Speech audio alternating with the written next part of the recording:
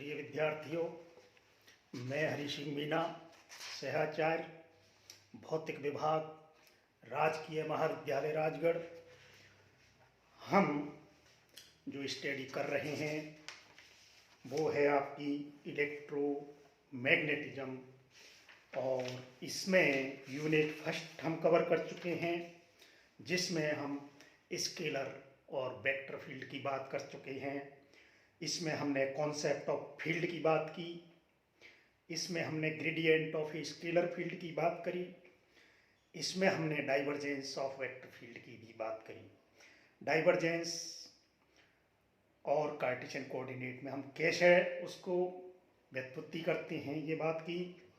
Curl of A vector field, हमने curl of vector field की बात की, और गाउस के डाइवर्जेंस थ्योरम्स और उससे इनवर्स स्क्वायर लॉ का डेरिवेशन भी किया, और स्टोक की कर्ल प्रमेय हमने उससे बात की, जिसमें हम एक एक पॉइंट को हम थोड़ा डिस्कस एक रिवाइज के तौर पर करना चाहते हैं और उस पर डिस्कस करेंगे। और ये जो सबसे पहला इसमें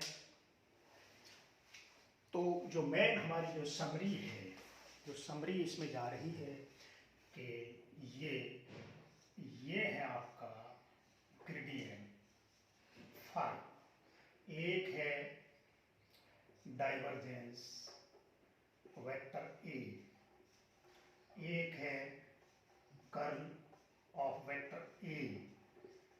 तो ये तीन जो है हमारे पास, ये ग्रेडियंट फाई और ये जो है डाइवर्जेंस से अपसारकता सदिश क्षेत्र की सदिश क्षेत्र का कर्ल, यानी हम उस क्षेत्र में जो फील्ड है उसमें ग्रेडियंट क्या है, उसकी प्रवणता क्या है। यानी प्रवणता मतलब उसके एकांक, उसके जो प्रवणता है, ग्रेडियंट है, वो उसमें स्थिति के साथ अधिकतम परिवर्तन की दर उस फील्ड में क्या है, जिससे उसमें एक मोशन जनरेट होती है। या हम कहेंगे कि फील्ड में एक ग्रेडियंट है, एक परिवर्तन है स्थिति के साथ। यानी आकाश में हम उसको देखते हैं तो आकाश की हर बिंदु पर उसमें कुछ परिवर्तन दिखता है। तो जो ग्रेडियंट है 1 पॉइंट टू अनदर पॉइंट, जो परिवर्तन है स्थिति के साथ, वो हमारे लिए फील्ड को समझने के लिए बहुत इंपॉर्टेंट पैरामीटर है। और जो फील्ड का डाइवर्जेंस है, जिसका मतलब है कि किसी बिंदु से, उस फील्ड के किसी बिंदु से निर्गत फ्लक्स क्या है पर यूनिट वॉल्यूम, निर्गत फ्लक्स क्या है, वही है किसी बिंदु से निर्गत फ्लक्स डाइवर्जेंस। और हम देखते हैं कि ये डाइवर्जेंस कहीं जीरो है, कहीं धनात्मक है, कहीं ऋणात्मक है। अर्थात ये धनात्मक है तो स्रोत की उपस्थिति को इंगित करता है कि उस फील्ड को उत्पन्न करने वाला कोई स्रोत है, जहाँ से उस बिंदु पर स्रोत है, जहाँ से आपका फील्ड जनरेट हो रहा है। या हम देखते हैं कहीं सिंक के रूप में, इसमें जहाँ पर जो फील्ड की लाइनें हैं उसकी तरफ जा रही हैं, यानी कोई ऐसा उसमें स्रोत नहीं है, उसमें सिंक की उपस्थिति को व्यक्त करता है। या कहीं हम स्रोत और सिंक के बीच में खड़े हैं तो वहाँ पर डाइवर्जेंस हमेशा जीरो होगा। जहाँ पर ना स्रोत है ना सिंक है, उनके बीच में, तो ये जो डाइवर्जेंस है, इसको हमें फील्ड को समझने के लिए डाइवर्जेंस को समझना बहुत जरूरी है।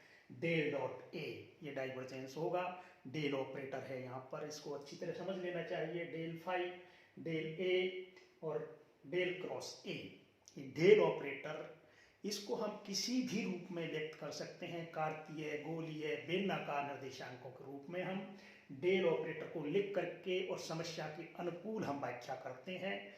तो हम तीन जो मेन जो फंक्शन हैं अपने फील्ड को प्रदर्शित करने के लिए, del phi, divergence A, curl A. अब कर्ल ए की बात करें तो कर्ल ए फील्ड कर्ली है कि नहीं, फील्ड में कोई रोटेशंस है कि नहीं, अर्थात उसकी लाइनें रोटेट करती हैं कि नहीं, अर्थात उसमें कोई दूसरा उस फील्ड में अगर कोई पार्टिकल है तो क्या उस फील्ड से प्रभावित होकर के वो अपना पथ विचलित करता है कि नहीं।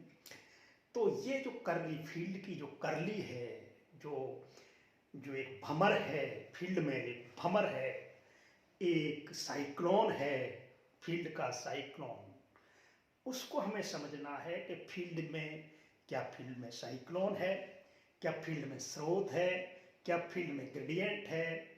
यही है उस फील्ड की व्याख्या को समझने के लिए। तो हम 3 पैरामीटर से उस फील्ड को समझ सकते हैं। और वो फील्ड को समझने के बाद अब इसमें ये जो ग्रेडियंट है, हमेशा देखिए ये एक अदिश फलन का होता है, यानी जिस क्षेत्र में हम ग्रेडियंट देख रहे हैं उसमें उसका एक पोटेंशियल, एक अदिश राशि होती है। उसके लिए उस फील्ड को हम 2 राशियों से व्यक्त करते हैं, या तो अदिश से व्यक्त करेंगे या सदिश से व्यक्त करेंगे। चाहे इलेक्ट्रिक फील्ड है चाहे मैग्नेटिक फील्ड है, उसको हम, उसके 2 प्रकार के इफेक्ट हैं। अदिश राशि के रूप में पोटेंशियल होता है, विभव होता है। सदिश राशि के रूप में इलेक्ट्रिक फील्ड होता है, मैग्नेटिक फील्ड होता है। अर्थात हमें जो फील्ड होते हैं उनको अभिव्यक्ति देने के लिए, यानी उनको हम 2 रूप में देखते हैं। उसके द्वैत रूप में उसकी प्रकृति नजर आती है, सदिश क्षेत्र के रूप में, अदिश क्षेत्र के रूप में। फाई यहाँ पर अदिश राशि है, एक सदिश राशि है, यानी एक वेक्टर फील्ड है वो सदिश फील्ड है, फाई इज ए अदिश फील्ड। हम उसी एक ही आवेश के प्रभाव को अदिश और सदिश के रूप में देख सकते हैं। यानी जो हम फील्ड उस पार्टिकल के इफेक्ट को हम देख रहे हैं किसी फील्ड में, उसके चारों तरफ उसके आकाश में उसके फील्ड को हम व्यक्त करते हैं तो अदिश के रूप में करते हैं, सदिश के रूप में करते हैं। ये बड़ी समझ लेनी चाहिए। और उस फील्ड को हम 3 विशेष पैरामीटर से हम उसकी मैथमेटिक्स, उसकी फिजिक्स हम समझ लेते हैं। Del phi, del dot A और कर्ल, यानी ग्रेडियंट, डाइवर्जेंस और कर्ल। ये 3 जो हैं उसको समझने के लिए, एक तरीका से उसको व्यक्त करने के लिए बहुत इम्पोर्टेंट पैरामीटर्स हैं, बहुत इम्पोर्टेंट भौतिक राशियां हैं। इससे हम यूनिवर्स के फील्ड को विश्लेषित करते हैं, समझते हैं। और इसकी जो मैथमेटिक्स है बहुत रोचक है प्रकृति। इस मैथमेटिक्स से हमें सारे जो उसके गूढ़ रहस्य हैं प्रकृति के, उसको समझने में मदद करती है। एक मैथमेटिकल टूल है जो नेचर को परिभाषित करता है, नेचर को व्याख्या करता है। तो इस डेल, डेल डॉट ए और कर्ल, यानी तीनों की जो मैथमेटिक्स है, इस पे जो न्यूमेरिकल्स हैं उनको आप आत्मसात करें, उनकी न्यूमेरिकल प्रॉब्लम को सॉल्व करते रहें, तो आपको पता लगेगा कि जो प्रॉब्लम्स हैं वो भी कुछ अपनी भाषा बोलती हैं। उनकी एक फिजिक्स है, वो प्रॉब्लम केवल मैथमेटिक्स ही नहीं है, उनसी एक प्रकृति की भाषा निकल के आती है। उस पर चिंतन करें, मनन करें, उसको समझें। तो ये हम 3 पैरामीटर पे विश्लेषण, और इनके आपसे पूछे जाते हैं सवाल, इनके भौतिक अर्थ पूछे जाते हैं, इनकी मैथमेटिकल डेरिवेशन, यानी इनको हम कार्तीय निर्देशांकों में ये जो लिख दिया है हमने शॉर्ट रूप में, इसको हमने किस तरह लिखा है, इसकी डेरिवेशंस हैं। और फिर आगे हम, और इसी ये 3 चीज़ों को ध्यान में रखते हुए इस यूनिट को हम 3 पर ही फोकस करके समाप्त करते हैं।